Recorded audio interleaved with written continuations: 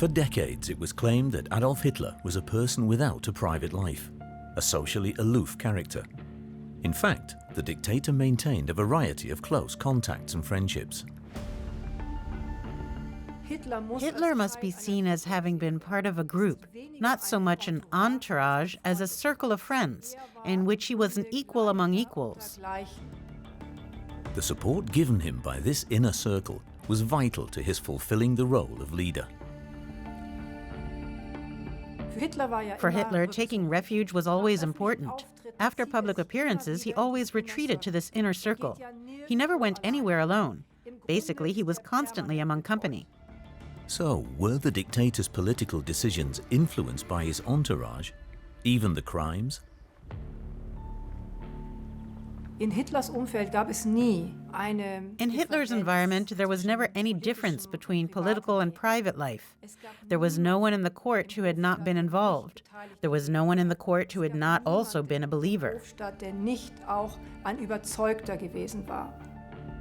Those who belonged to the conspiratorial community around Hitler and Eva Braun were considered unconditionally loyal. Hitler was, after all, a product of this environment. The patrons, the friends, the followers. He was by no means the Führer from the beginning, who somehow created distance to these people, because he needed them. For better or worse, the faithful linked their fate to that of the Führer. In the face of war and genocide, there was no turning back on the road to ruin. The Nazis also knew that they were murderers. They already knew that they had blood on their hands. And their thoughts now turned to the question, how do we get out of this thing in one piece? And so the survivors claimed that Hitler alone was responsible for everything.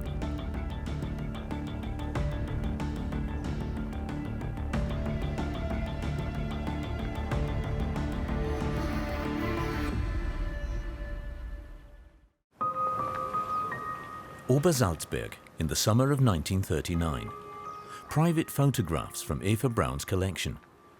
At the Berghof, Adolf Hitler's mistress determined who belonged to the inner circle around the dictator and who did not. After the Nazis came to power, the Führer surrounded himself in his free time primarily with followers who owed him their careers.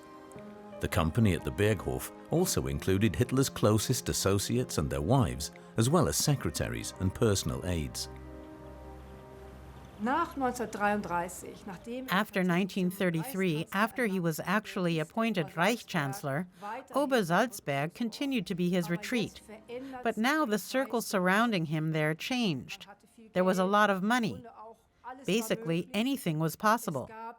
There was little morality, to put it that way, and the idea was, we rule the world, and we're allowed to do anything. The daily routine at the now completely isolated Obersalzberg was almost always the same. Hitler was a late riser. After lunch, he liked to go for walks with visitors. The company was hand-picked and unconditionally devoted to the dictator. Anyone who did not constantly prove his loyalty was removed from the inner circle. Foreign Minister Joachim von Ribbentrop was one of those particularly assiduous yes-men. Nobody in the inner circle around Hitler were there by chance. They were mostly people he had known for a long time, people who had relationships with confidants. And Wilhelm Brkner was someone who had proven himself to be absolutely loyal and also capable. He was a good organizer and a very central figure in the inner circle until 1940. The personal adjutant and bodyguard was almost always in the vicinity of the dictator. Hitler trusted him, and Wilhelm Brkner enjoyed his special position in the court. The Führer appreciated the blonde giant's good manners and organizational skills. Brkner was one of those who controlled access to Hitler. His rise was typical for the circle around the dictator.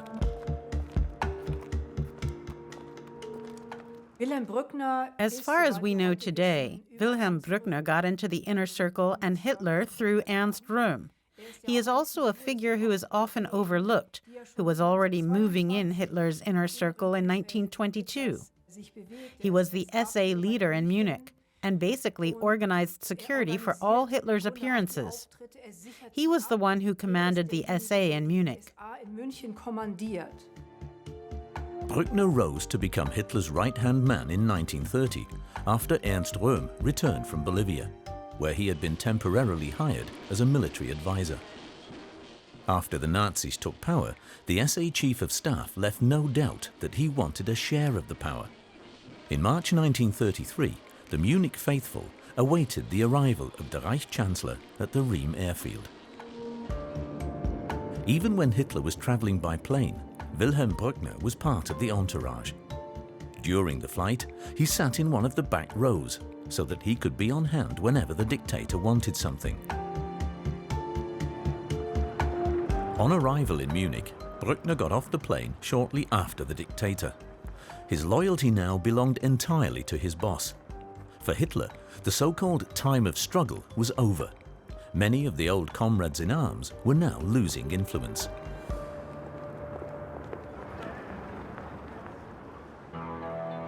The existence of the Führer's mistress was hidden from the public. Only at Obersalzberg could Eva Braun play her role quite freely. Officially, she acted as a housekeeper. Her secret love affair with Hitler was not a problem there.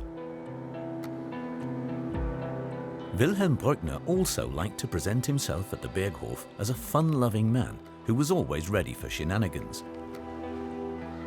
The adjutant was actually married, but was attracted to young women, to whom he pretended he was a bachelor. In fact, you have to imagine that morality, especially sexual morality, was very lax. There was actually hardly anyone who didn't have extramarital affairs, and that included Wilhelm Brkner. Brkner was quite clearly a ladies' man. At the Berghof, he often had his longtime lover Sophie Storck with him, an artist from Munich who also belonged to the inner circle. When the chief adjutant dumped Eva Braun's girlfriend and married a younger woman in 1937, Hitler was furious. Joseph Goebbels wrote in his diary, "Brkner got married in Baden-Baden, but the Führer did not even congratulate him. He is sharply against this marriage, which is a true abnormality. He is 53, she 18 years." Whether the bride knew Brkner's dark secret is unclear. The husband literally had a skeleton in the closet, a death that has not been solved to this day and that only became known 70 years later.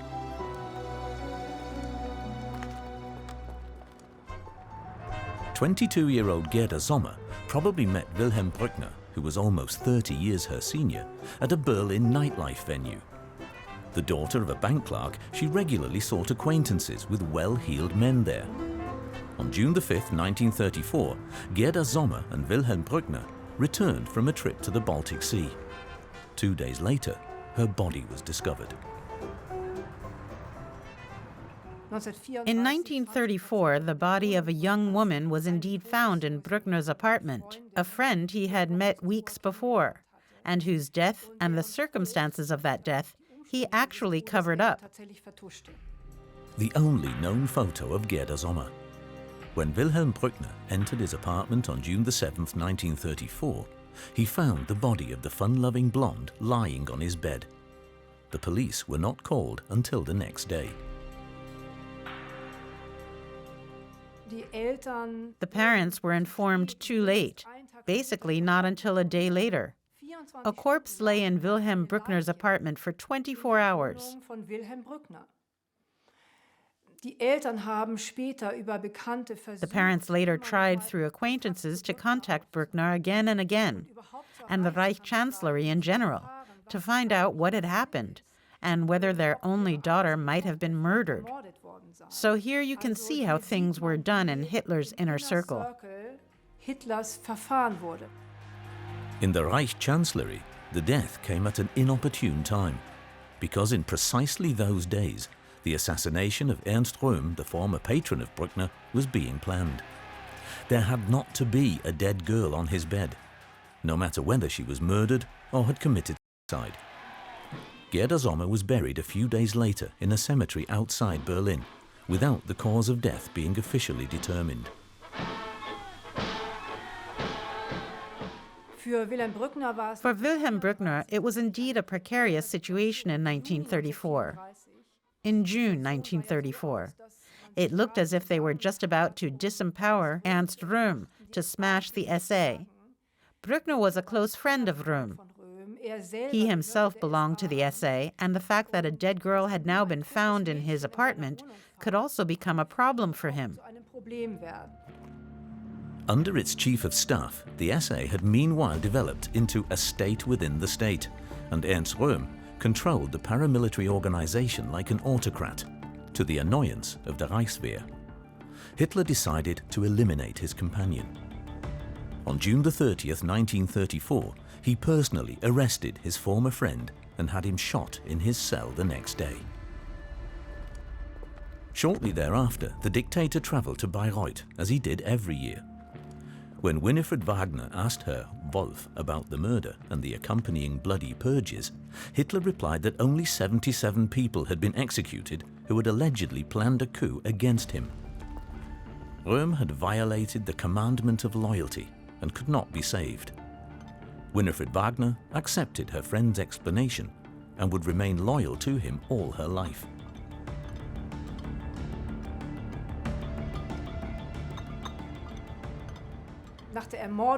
After the murder of Röhm, the clearing of Obersalzberg began, and Hitler no longer surrounded himself with the old patrons, with the old friends, who had basically experienced him as a limp sausage during the time of his rise. He surrounded himself with a new circle of people who owed their careers entirely to him, along with their social advancement in the world. Rare photos show the extensive construction work on Obersalzberg in the mid-1930s. The small house Wachenfels was integrated into the plans for a more representative residence, from which the dictator could conduct government business.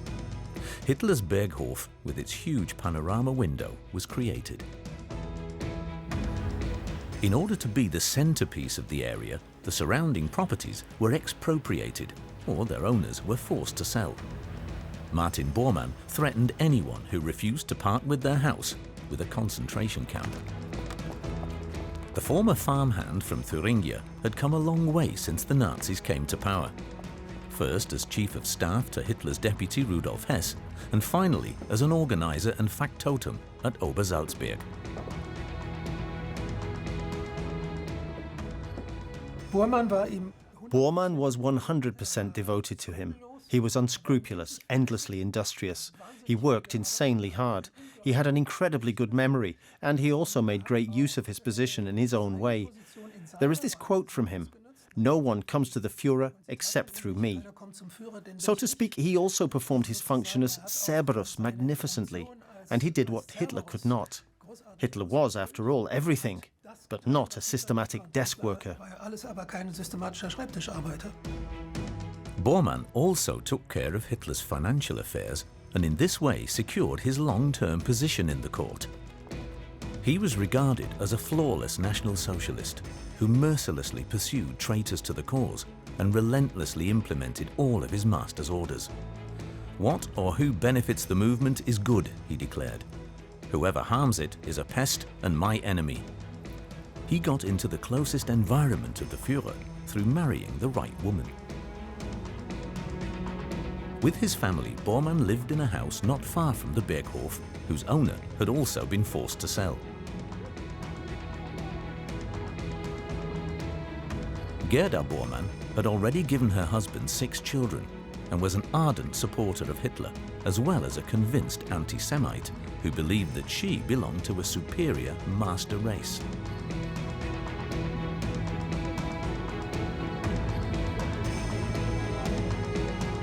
Her husband maintained a friendly relationship with Eva Braun, who admired the radicalism of the Bormann couple. Gerda was the daughter of Walter Buch, the highest party judge of the NSDAP. In 1929, she married Martin Bormann, with Adolf Hitler as best man. The fact that Hitler repeatedly appeared as best man to his closest comrades in arms shows how close the relationships were, that these were friendships, that these were human ties and relationships. Here was not a leader who stood apart from his entourage, but this was a community. He was part of a community. And this was evident in the fact that private relationships were cultivated, that a great deal was written, that a great many pictures were taken. These were basically family gatherings.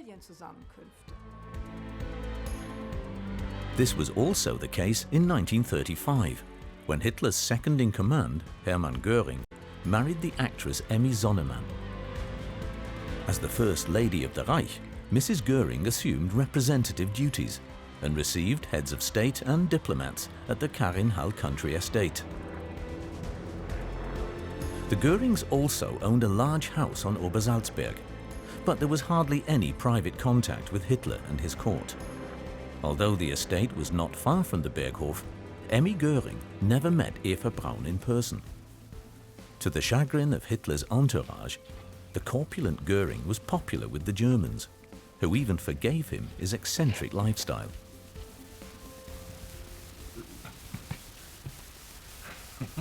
Komm, ja, mein Cäsar. Kommst du mich besuchen? Mucki, komm. Sind ordentlich satt geworden, Cäsar? Los, schön, spring, hopp.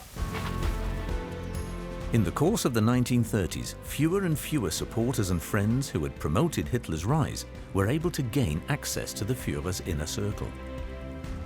One exception was Joseph Goebbels, who was also a welcome guest at the Berghof. He had no personal ambitions and was unconditionally loyal. Although Goebbels was married, he repeatedly had extramarital affairs. Finally, the minister fell in love with the Czech actress Lida Barova.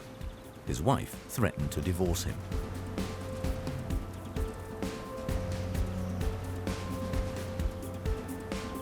Joseph Goebbels had married Magda Quandt in 1931. Hitler was obviously particularly attracted to her. When the marriage crisis came to a head in 1938, the Führer took Magda's side. Magda Goebbels was also a convinced National Socialist. She got on very well with Hitler, which is why he stood up for her. And I think Magda Goebbels was really relatively close to him. I mean, the wives of Hess and others played a not entirely unimportant role in this society. There are also some who say that Hitler became involved because of this. It was the time of the Munich Agreement, and therefore particularly inappropriate for Goebbels to go off with a Czech woman of all people. He was a great womanizer in other respects as well. In the world of film stars, the minister was known behind closed doors as the Babelsberg Buck. For years, Magda Goebbels had put up with her husband's love affairs for the sake of her position and her children. But now, she travelled to Hitler in Berchtesgaden and asked him for help. Goebbels was summoned to the Berghof. Here's this minister of propaganda with his 6 children and his wife, and Hitler didn't want that to disintegrate just like that suddenly there's such a whoremonger among them, so to speak, who's constantly running after other women, and to just let this model family disintegrate. I would guess that this was his motivation. He had relatively good contact with Magda Goebbels, and her husband was very important to him. After all, the Minister of Propaganda was crucial to the stability and self-expression of the regime in many situations. He simply wanted to stabilize the whole situation. Hitler put his foot down. Goebbels complied and ended the affair. Magda had prevailed, and she repaid the Führer with fanatical loyalty to the death. After they had murdered their 6 children, Magda and Joseph Goebbels committed suicide in 1945, just like Hitler and Eva Braun.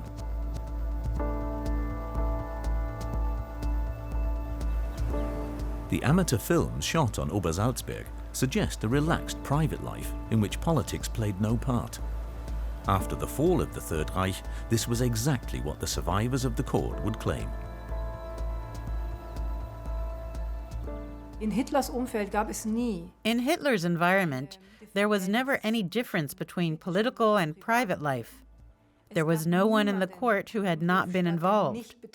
There was no one in the court who had not also been a convict.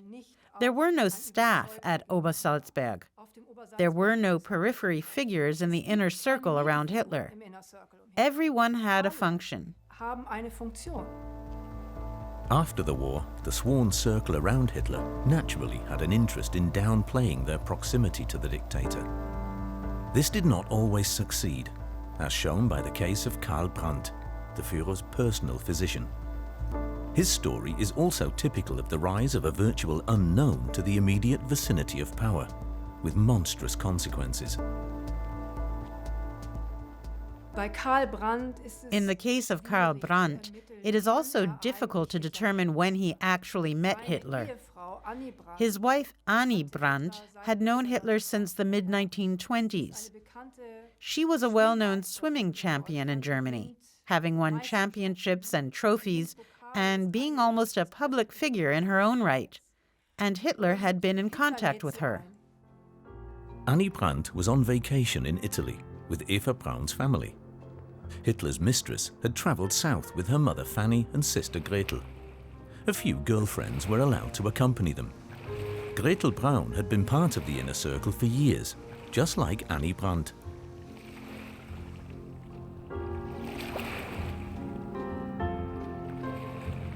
Under her maiden name Annie Röhm, she was a successful athlete in the 1920s, winning 8 German championships in swimming. At the European Championships in 1927, she won the bronze medal with the relay team. At this time, she was already in close contact with Hitler.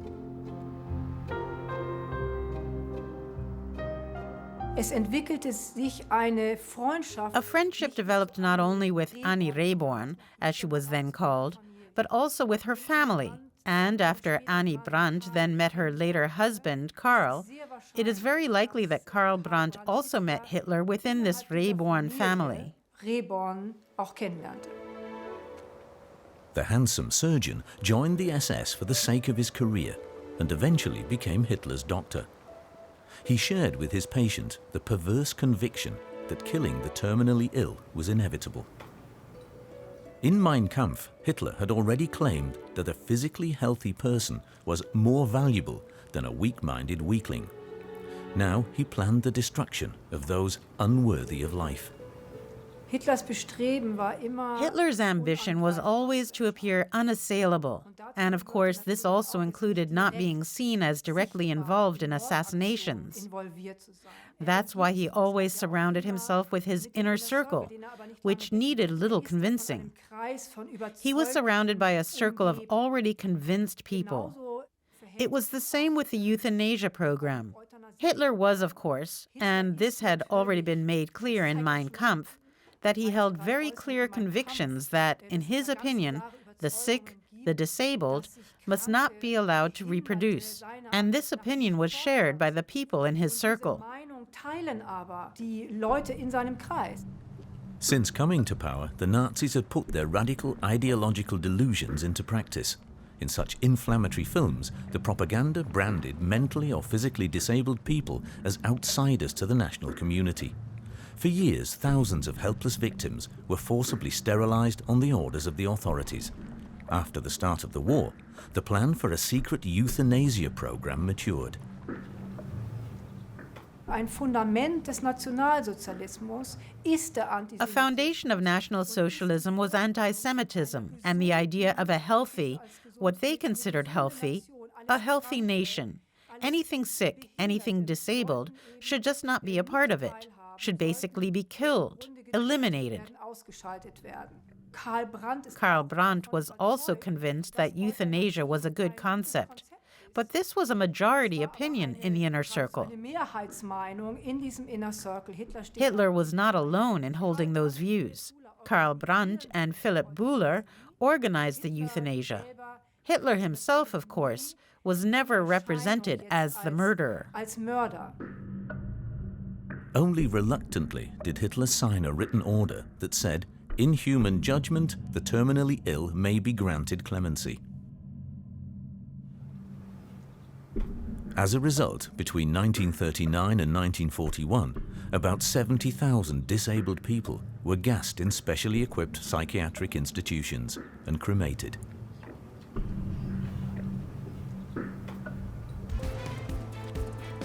There is no doubt that Hitler was the driving force behind the murder order. It remains unclear whether it was discussed openly within the inner circle.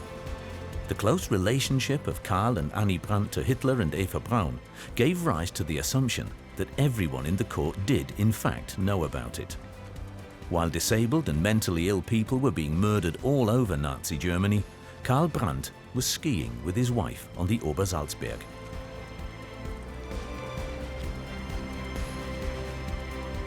In 1945, he was arrested and transferred to Nuremberg. Karl Brandt ist ja auch jemand, der Karl Brandt is also someone who stood by this view in the post-war period. He told us quite clearly why it was necessary to form a new national community, to cleanse the national body, as he called it. And a doctor who also interviewed Karl Brandt in Nuremberg at the time later said that Brandt could not distinguish between a human cell and a human being. In 1946, he was put on trial at the Nuremberg doctors' trial. In the large jury courtroom at Nuremberg, the first trial against 23 leading National Socialist doctors began.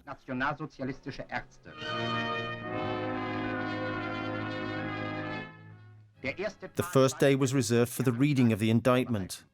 It was made by the American chief prosecutor, General Telford Taylor. Karl Brandt, Siegfried Handlose. 23 defendants faced trial for human experimentation and the murders of hundreds of thousands of innocent people. Among the offences listed in the indictment were countless murders and atrocities in concentration camps, hospitals and experimental institutions, as well as inhuman medical experiments committed on helpless men and women. Each defendant was called by Chief Justice Beals individually and asked whether he pleaded guilty or not guilty. Karl Brandt, Adolf Hitler's former personal physician, Lieutenant General of the Waffen-SS and Divisional Commissar for Medical and Health Services. Guilty or not guilty? Nicht schuldig. He had entered into a bond for better or worse with Hitler. Brandt defended himself. Euthanasia was not a crime against humanity. The court saw things differently and sentenced him to death. Brandt was executed in 1948. Probably the most controversial figure from Hitler's court was the architect Albert Speer. With his memoirs, bestsellers worldwide in the 1960s and 70s, he shaped a distorted picture of the history of the Third Reich and its dictator for decades, and downplayed his own involvement in the crimes. Albert Speer always acted in 1945 as if he had come into the circle around Hitler quite by chance, that Hitler had chosen him quite by chance. He had found him sympathetic and then asked him to sit at his table in the Reich Chancellery. The fact is that Speer had been in this environment for a relatively long time. He had been a member of the NSDAP since 1932. When he met Hitler in the course of 1933, he was basically already tried and tested. He had already proved himself to be a convinced National Socialist. And it was only out of this situation that Hitler asked him to come to his table. The dictator saw himself more as an artist than a politician. And so the young, charismatic Speer had little trouble positioning himself in Hitler's immediate vicinity. With his first commissions, Speer earned the trust of the Führer and, starting in 1934, designed monumental buildings for the party congress grounds in Nuremberg. Of course, the chemistry was right, but the common interests too. Here was a young architect, something that Hitler had also wanted to build for himself. This idea, we are building a new Reich, also architecturally, that had existed for a long time. And in Speer, he now basically saw someone, a kindred spirit, who could implement those ideas, those wishes. Contrary to later claims that he was completely apolitical and unaware of the Nazis' racial mania, Speer was a devout disciple of Hitler from the very beginning. His monstrous buildings perfectly reflect the dictator's bizarre fantasies of power, brutality in stone.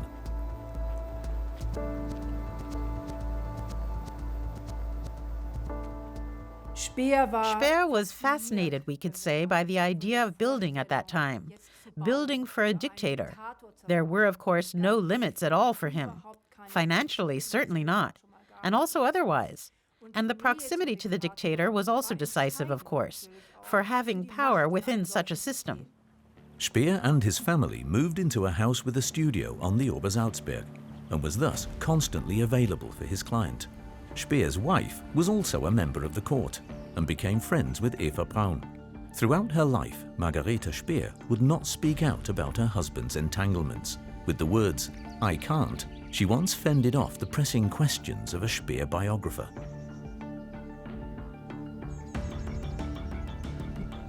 For her husband, proximity to power was a guarantee of money and influence. The children also played their part. Speer saw to it that he was always in this inner circle. He himself sought contact with Hitler. He himself, of course, also involved his family. That was important for Hitler, to always be part of a family, because he had none himself. And Albert Speer really managed to build up a friendship with Hitler. But not only with Hitler. Speer was also friends with Bormann. And, of course, he was also friends with Karl Brandt. Actually, with everyone in this inner circle. Although the films and photographs of Eva Braun, especially at Obersalzberg, were supposed to have been destroyed in 1945, part of the collection fell into the hands of the Americans after the end of the war. These pictures and films from Obersalzberg that we know, the photos after the New Year's Eve meetings, they were not intended for publication. These are private pictures that not only Eva Braun, but everyone who showed up there stuck in their albums. That was something to be proud of, that one belonged to this illustrious circle, to the Führer circle, as Albert Speer once called it, which also served to reassure oneself, of course, but which was also decisive for the cohesion of this circle, its togetherness. We are one. We are a social and political circle. We are working together for a new Germany. The court was always available. Everyone readily adapted to the daily routine of the Führer and waited for his appearance. Eva Braun played her role as hostess perfectly and organized the private life of her lover.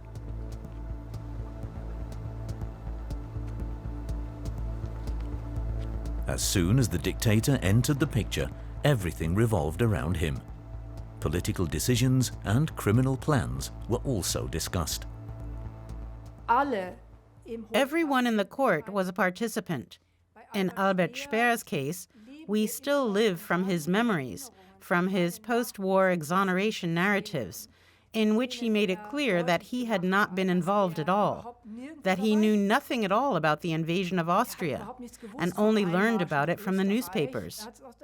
He always learned everything after the fact. He had never been involved, of course not at all in the planning of the wars of aggression. In fact, if we also take pictures seriously as sources, it shows that Speer, just like all the others, were always with Hitler.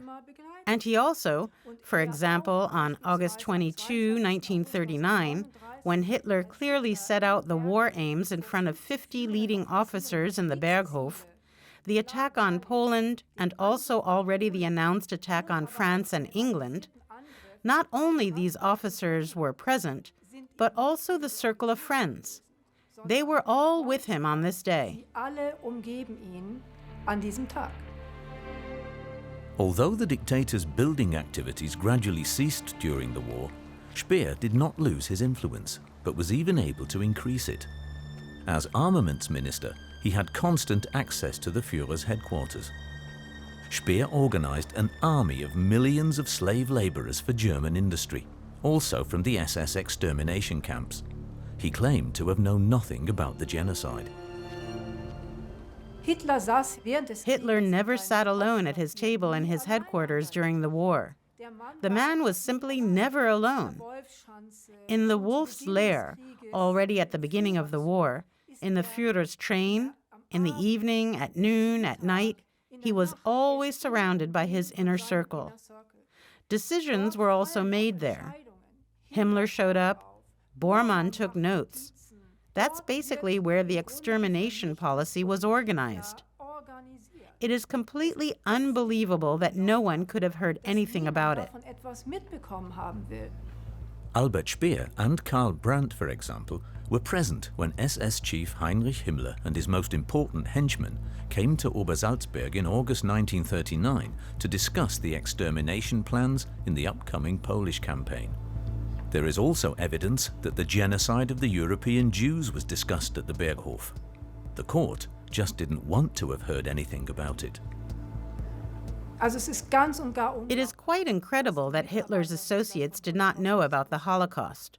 None of the comrades in arms, the followers, the friends, could admit after 1945 that they had been part of a murder machinery, that they had known about mass extermination, mass murder. One must also assume, if one actually looks at contemporary letters, that these people at that time had a completely different view of these events,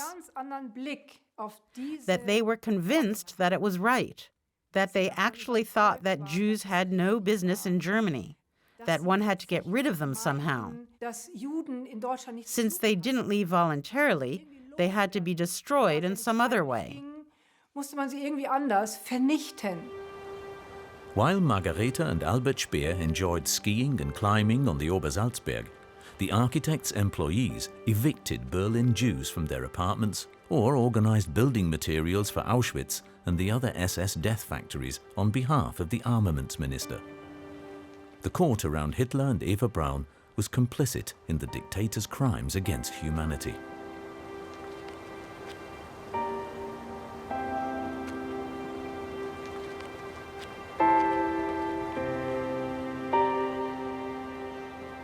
But anyone who openly addressed the deportations incurred the wrath of the Führer.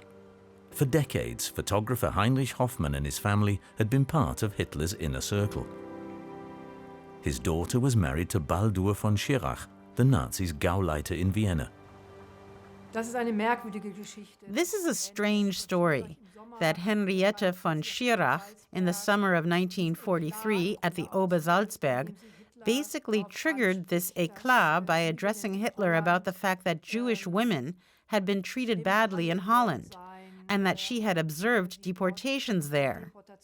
In fact, it was her husband himself who had signed the deportation lists, acting as Gauleiter in Vienna.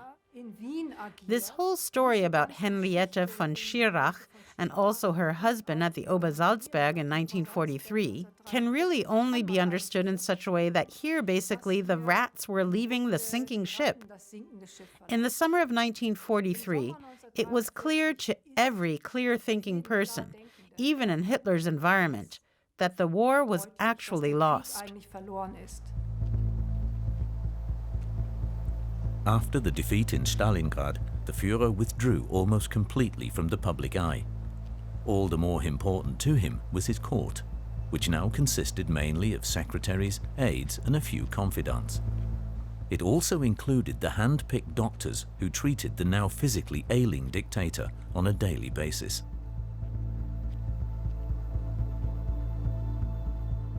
Karl Brandt said it later, and others, how close they were, that they protected him. They also experienced him in his infirmities, I would say, when he became more and more insecure, while letting himself be injected back to health, so to speak. They experienced his breakdowns. An aide's notebook says, "We have to protect him. He is unresponsive at the moment, or even understandably depressed because of the war situation. We have to protect him. We have to get his mind off things."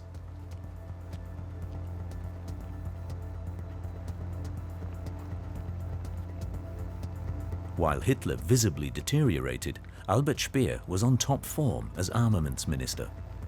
"Speer gets us all drunk with his figures," wrote propaganda minister Goebbels enviously in his diary.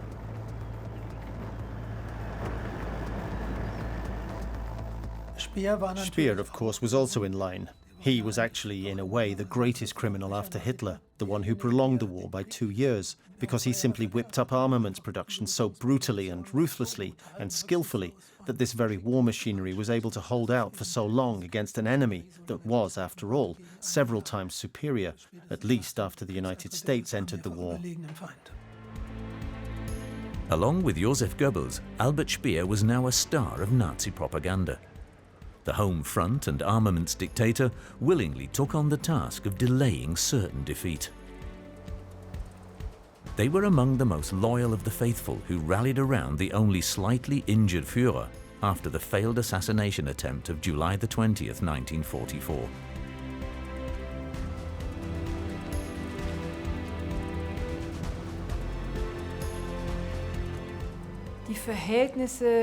The conditions in this inner circle at the end of the war were strange to some extent. You can see it after the assassination of Hitler. The reaction in that circle was, what happens to us when he's gone? Not the idea, too bad it didn't work out, and that the misery will finally end. No, they were afraid of what was to come, what kind of world they would end up in once Hitler was gone. What will become of us then? Fear was spreading. Basically, panic was spreading. For better or worse, they were connected to Hitler. They knew that. Karl Brandt knew that. Albert Speer knew that. And that's why they were doing everything they could, even though it was already practically impossible that the war could be won. In December 1944, Speer personally traveled to the Ardennes to support the last major offensive of the Wehrmacht. Until the end, he repeatedly traveled to Hitler's Reich Chancellor to reaffirm his loyalty.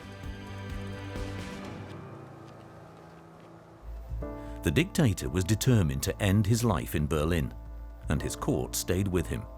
Above all, Eva Braun, who wanted to go to her death alongside Hitler.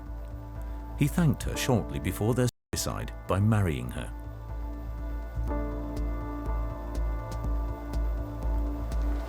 His last appearance for the newsreels shows a broken man, sending still fanatical youths into the senseless fight. When the end finally approached, he left it up to his closest confidants to leave Berlin or die with him. When Adolf and Eva Hitler were dead, Josef and Magda Goebbels also shot themselves.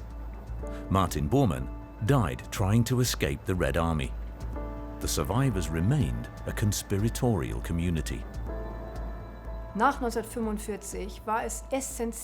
1945, it was essential for former comrades in arms, Hitler's associates, to make a distance between themselves and the Nazi system, and from Hitler himself seem credible.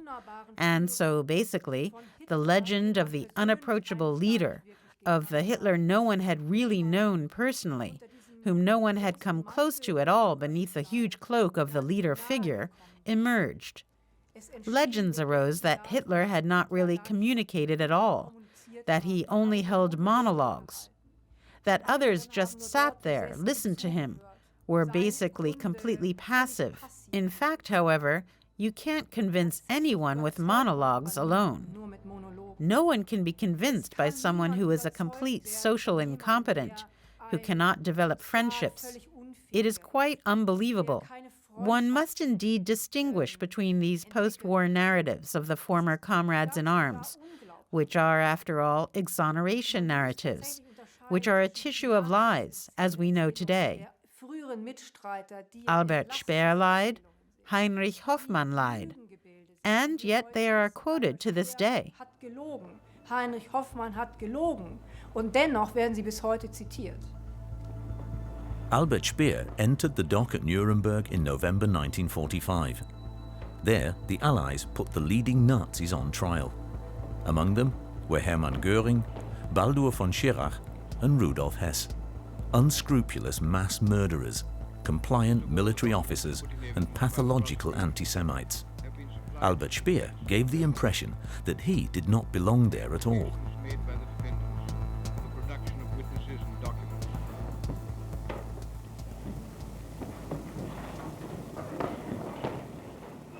Hermann Göring took over the leadership as a matter of course. You must plead guilty or not guilty. Even though Hitler's second-in-command had been stripped of his power for treason. He was sentenced to death and committed suicide in his cell. Rudolf Hess. Because of his crazy flight to England, the deputy of the Führer had fallen into disgrace. Albert Speer also joined the phalanx of naysayers.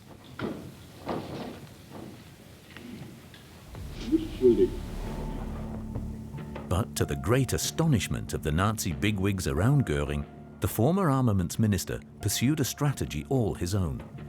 Although he was responsible for the deaths of millions, he shifted the blame onto others and pretended to have reformed. He had prevented something worse and had even wanted to assassinate Hitler, he boldly claimed. He got away with 20 years in prison and, after his release, passed himself off as the good Nazi. The center of Hitler's court lay in ruins in 1945. Most of the files and documents that were kept at the Berghof were destroyed in time by a faithful aide. The evil spirit that emanated from there lived on in the former employees, friends, and confidants. They remained convinced Hitler followers until their deaths.